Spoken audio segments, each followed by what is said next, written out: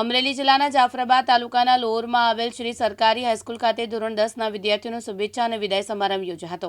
સરકારી હાઈસ્કૂલના મુખ્ય મહેમાન લોર ગામના સરપંચ અશોકભાઈ, પત્રકાર દિલુભાઈ વરુ અને પ્રાથમિક શાળા આચાર્ય અલ્પેશભાઈ ગોહિલ અને સરકારી હાઈસ્કૂલના ઇન્ચાર્જ મુખ્ય શિક્ષક જાદવભાઈ તથા શાળા સ્ટાફે દીપ પ્રાગટ્ય કરી કાર્યક્રમની શરૂઆત કરી, જેમાં વિદ્યાર્થીઓ માટે મોટિવેશનલ કાર્યક્રમનું આયોજન કરવામાં આવ્યું હતું।